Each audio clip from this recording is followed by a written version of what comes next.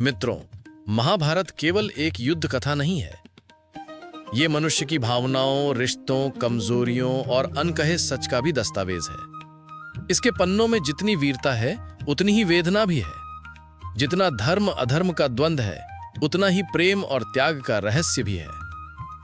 महाभारत को पढ़ने सुनने वाले प्राय युद्ध के प्रसंग, गीता का उपदेश या पांडवों कौरवों के संघर्ष को ही याद रखते हैं।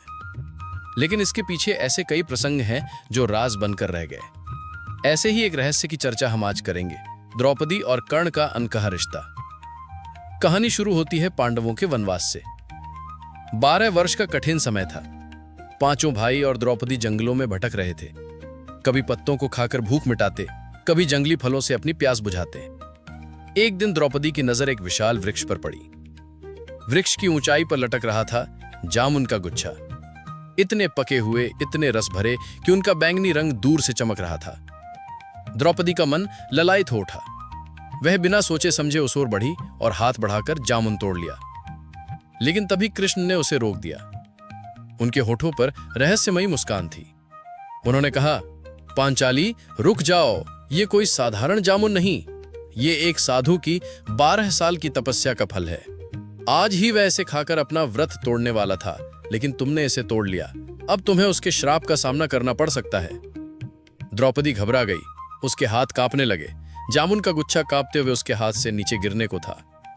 उसने कृष्ण से विनती की, हे माधव, मुझे बचाइए, मुझसे भूल हो गई, अब मुझे क्या करना चाहिए? कृष्ण ने शांत स्वर में उत्तर दिया, एक ही उपाय है।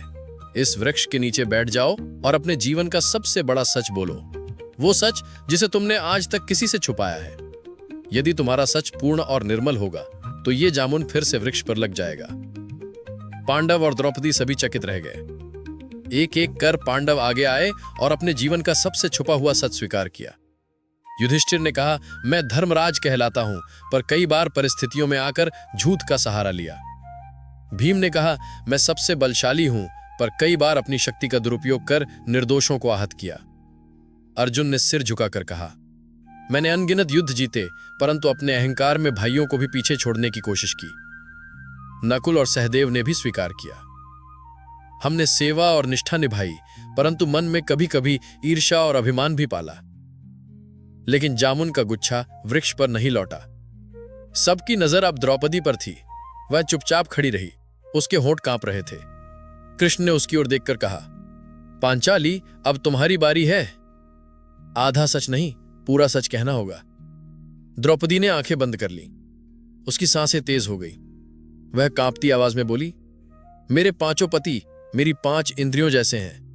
वे मेरे जीवन का आधार हैं, परंतु मेरे दिल में एक और पुरुष के लिए प्रेम था, जिसे मैंने हमेशा छुपाया। पांडव स्तब्ध रह गए। अर्जुन की आंखों में क्रोध की लपटें जलने लगी। भीम ने मुट्ठियां भींच ली। नकुल और सहदेव आश्चर्य से एक दूसरे को देखने लगे। युधिष्ठिर वह चेहरा गंभीर हो उठा। कृष्ण ने धीरे से कहा, पूरा सच बोलो पांचाली। द्रौपदी ने गहरी सांस ली और बोली, वह पुरुष कोई और नहीं, अंगराज कर्ण था। विवाह से पहले मेरे हृदय में पांडवों से भी अधिक प्रेम उसके लिए था। उसकी धनुर्विद्या, उसका तेज, उसकी आंखों का आत्मविश्वास मुझे अपनी ओर खींचता था। परंतु समाज के डर से, उसके सूत पुत्र होने के कारण मैंने इस प्रेम को दबा दिया। मैंने अपने हृदय को बांध लिया और अपने जीवन का यह राज कभी किसी से नहीं कहा। ज्यों ही यह शब्द द्रौपदी के होठों से निकले, एक चमत्कार हुआ। जामुन का गुच्छा हवा में उठा और वृक्ष पर जाकर पुनः लग गया। पूरा वन क्षण भर को मौन हो गया। केवल कृष्ण मुस्कुरा रहे थे, मानो उन्हें यह सब पहले से ही ज्ञात हो। यह था वो राज जो द्रौपदी ने जीवन भर छुपा कर रखा। लेकिन मित्रों, यह राज यहीं खत्म नहीं होता। इस प्रेम की जड़ें और भी गहरी थी। जब द्रौपदी का स्वयंवर हुआ, सभागार में न केवल पांडव और अन्य राजकुमार आए, बल्कि कर्ण भी मौजूद था। जब उसने विशाल धनुष उठाया, उसकी आंखों की चमक ने द्रौपदी के दिल को छू लिया। लेकिन जैसे ही द्रौपदी ने जाना कि वह सूत पुत्र है, उसने समाज के भय से उसे अस्वीकार कर दिया। शब्द उसके होठों से निकले, मैं सूत पुत्र से विवाह नहीं कर सकती। कर्ण का चेहरा उतर गया। उसकी आंखों में पीड़ा थी और उसी क्षण द्रौपदी का दिल भी टूट गया। यह अस्वीकार केवल कर्ण का अपमान नहीं था, बल्कि द्रौपदी की आत्मा पर भी घाव था। समय बीतता गया।